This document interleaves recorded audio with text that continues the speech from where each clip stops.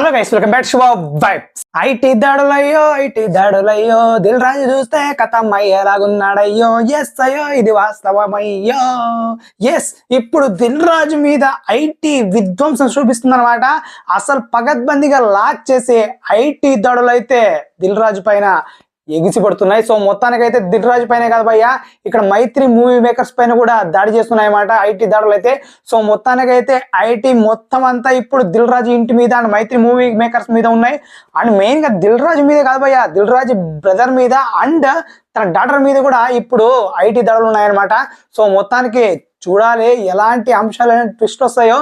ఎందుకు అసలు పాపం నిజంగా భయ్య ఇదంతా గేమ్ చేంజర్ నుంచి వచ్చింది. ఎస్, గేమ్ చేంజర్ పోస్టర్ అలా 186 crore ఫస్ట్ డే రిలీజ్ చేశారు, నెక్స్ట్ 270 crore రిలీజ్ చేశారు అనమాట. అంతే. ఇక మొత్తానికి ఇవి ఎలా వచ్చాయి, ఇవన్నీ ఎక్కడి నుంచి వచ్చాయి, దీనికి చూపించండి మీరు అనే ప్రశంసల వర్షం కురిపించినారు అనమాట. సో మొత్తానికైతే అసలు ఇప్పుడు అదో గతే అనేలాగా ఉంది దిల్ రాజు గతే.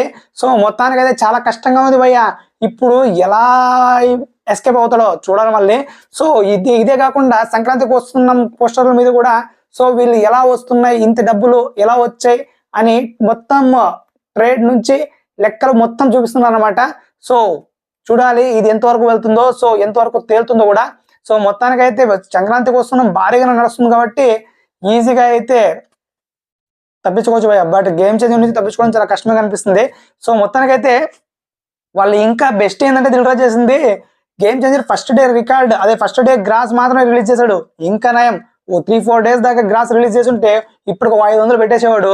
500 కోట్లు ఎక్కడా అనే ఐటీ వాళ్ళు ఎక్కి దూకేవారు. చూడాలి మళ్ళీ ఎలా తప్పించుకుంటాడు దిల్ రాజు. సో మొత్తానికైతే ఐటీ మాత్రం చాలా సీరియస్ గా తీసుకుంది. ఎప్పుడు దూకారో ఎలా దూకారు ఎవరికి తెలియదు భయ్య, అసలు న్యూస్ చూడలేదు. సో మొత్తానికి దూకేశారు అనమాట. సో మైత్రి మూవీ మేకర్స్ మీద కూడా చాలా ఉన్నాయి. సో వాళ్ళు కూడా పుష్పకి ఇన్ని కోట్లు వచ్చాయని వేశారు కదా, 17-60 కోట్ల దాకా వేశారు. అండ్ వాళ్ళు చూస్తే బాహుబలిని కొట్టేశారని వేశారు అనమాట. సో చూద్దాం మళ్ళీ ఆ వాళ్ళది కూడా ఎంతవరకు తేలుతుందో. వాళ్ళు కూడా కొంచెం గట్టిగానే దొరికేలాగా ఉన్నారు. బట్ దొరకకూడదని ఆశిద్దాం, ఏం చేద్దాం. సో మొత్తానికైతే ఎందుకంటే సినిమా వాళ్ళని ఎందుకు పట్టుకుంటారంటే ఈ టైంలో బ్లాక్ మనీ సినిమాలో నుంచి ఈజీగా తీసుకోవచ్చు భయ్యా. అంటే మనము బ్లాక్ మనీని ఎక్కడ కూడా మనము ఈజీగా తీసుకోలేము. సో దాన్ని బట్ సినిమాలో మాత్రం ఈజీగా తీసుకోగలం.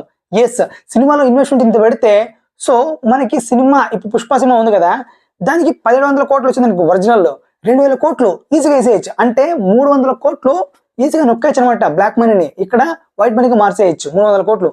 సో ఒక్క సినిమాకి 300 కోట్లు అంటే ఈజీగా చేసుకోండి ఇంక మళ్ళా. సో అందుకనే ఐటీ ఇప్పుడు దీన్ని సీరియస్ గా తీసుకుని వీళ్ళ మీద దూకింది అనమాట, ప్రొడ్యూసర్ల మీద. సో చూద్దాం మళ్ళీ ఎంతవరకు వెళ్తుందో. సో మీకేమనిపిస్తుంది గైస్, ఏమనిపిస్తుంది గైస్, మరి మీకేమనిపిస్తుంది గైస్ ఈ దాడిపై తప్పకుండా మన కాంట్రోల్ తెలియజేయడం వల్ల. And please subscribe show. By.